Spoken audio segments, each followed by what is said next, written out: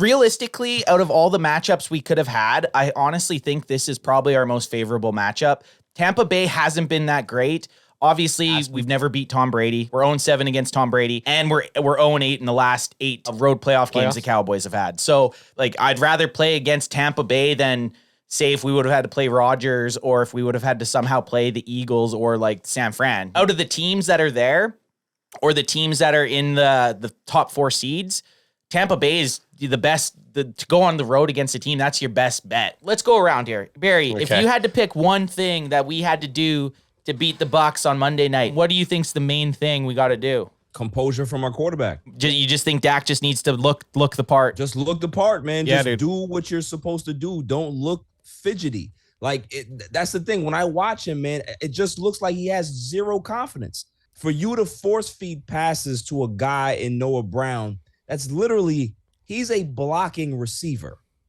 He's not somebody that's ever going to catch 80 passes in a season. He should never be used like that. If you want to give him 4 or 5 targets a game, that's fine.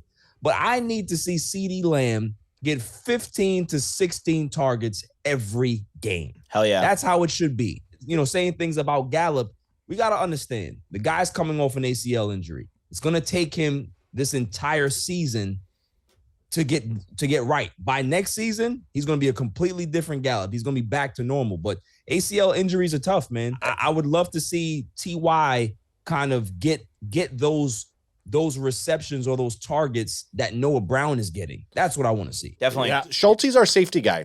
Schultze needs to get into those 4 or 5 yards on that first D. Does it seem like the Schultz-Dak connection's not as efficient as this year as it was last year? I agree. Yeah. Like, it feels a little bit off. Because I think Dak is off. This is the first season, really, that I've watched him, and every time he drops back, I'm like, no. Unlike you, I'm very confident this week. We're coming off of a loss, a pathetic loss, a pathetic performance. That defense is going to be fired up. So I absolutely think our defense is going to show up. So yes, this is probably the most pressure that Dak Prescott is going to have on him right now. This is a legacy game for him, man. It is. I definitely think that we got to shake Brady up early on. The fact of the matter is you got Tom Brady and Mike Evans coming off of a pretty decent last couple games together, and then it's playoffs. So this is Tom Brady's domain. We have to shake him up early. We have to get him frustrated. We have to get him yelling at the sideline for breaking up his marriage and all of that. Like, we have to get him. Micah Parsons. Ruthless. Line. Yeah. Micah Parsons and D-Law, Dono, Dorrance, they all have to get in his head. I think it's time for Dan Quinn to take the restrictor plate off of Micah and let him be the hybrid player that he is. Yep. He's not an edge rusher. He is a hybrid player. Ray Lewis was never put at edge rusher. He's a middle linebacker, right? He dominated at middle linebacker. Let Micah be all over the field, because if you put him all over the field, it's hard to game plan for that. You can game plan for an edge rusher. You can triple team him. If you move him around, it's harder to be able to game plan for a guy like that. And you give him more confidence to be able to make plays. Okay, I'm going to go a little bit different. I'm not going to go offense, defense, or special teams. I'm going to go Mike McCarthy. I can't see any mental errors from the coaching staff this game, because that is just as important as anything on the field. The way we handle timeouts, the way we handle challenges, the way we handle the play calling in the 2-minute drive. Last year against San Francisco, we ran a fucking draw play with 14 seconds left.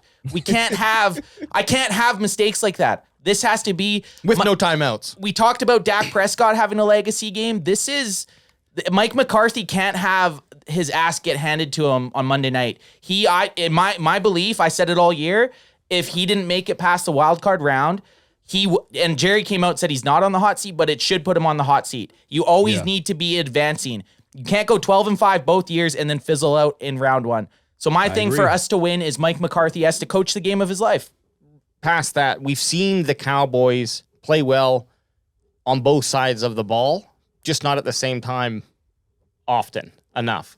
And we've seen the defense win games and the offense win games. What they need to do is have that come together on the same time and do it for 4 games in a row here. Players individually and as a team, they're facing adversity. So hopefully they have a strong voice in that locker room who can get people to those who need it, who aren't capable enough to do it themselves, which is not a weakness at all, but help them take that and use it as a strength to go out there and prove people wrong, right? Because they are football players and they're physical, but it does affect you, right? Like you get enough people saying shit to you, whether it be online, even if you think it's silly, well, it doesn't matter. It's still an effect. Well, there's proof of that. Trevon Diggs, how many times has he blocked his Twitter and then let it up? And then, so obviously they do hear noise, right? Like they hear the noise. And that gets in your head and then that can affect you. So I'm just hoping, like I think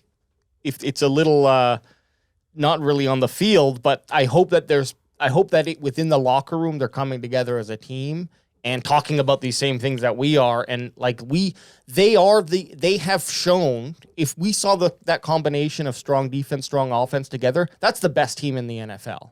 I don't think anyone's stopping that team. They just need to actually do it. They just need to do it.